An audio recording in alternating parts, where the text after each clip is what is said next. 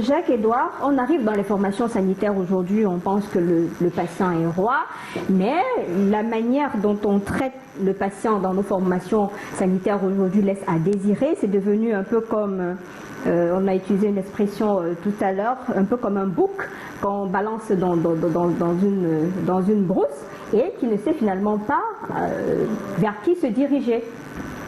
Voilà. Déjà, je vais redire seulement que dans les structures sanitaires, il faudrait un recyclage. Parce que s'il n'y a pas une formation du personnel... Recyclage de qui? Du personnel.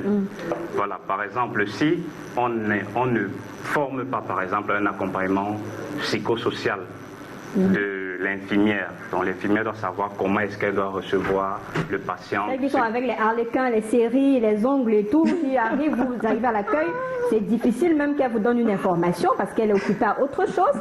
Et vous avez des gens qui meurent comme ça seulement à l'accueil dans les formations sanitaires parce que ces infirmières ou bien personnels d'accueil sont à autre chose.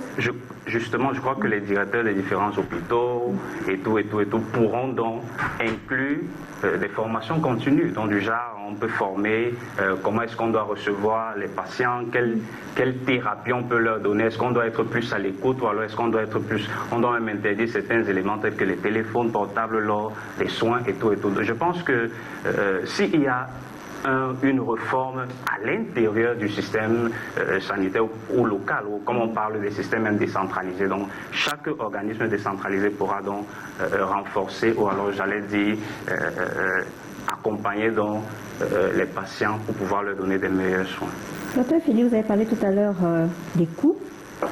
Mais ça devient de plus en plus un business dans les formations sanitaires, de l'accueil jusqu'à votre lit d'hospitalisation. Vous avez des codes qu'on vous demande, vous avez des papiers à payer. Finalement, même, le patient se retrouve dans un cercueil parce qu'il y a une longue procédure et on se demande finalement est-ce que le malade a véritablement encore sa place même dans ces formations sanitaires.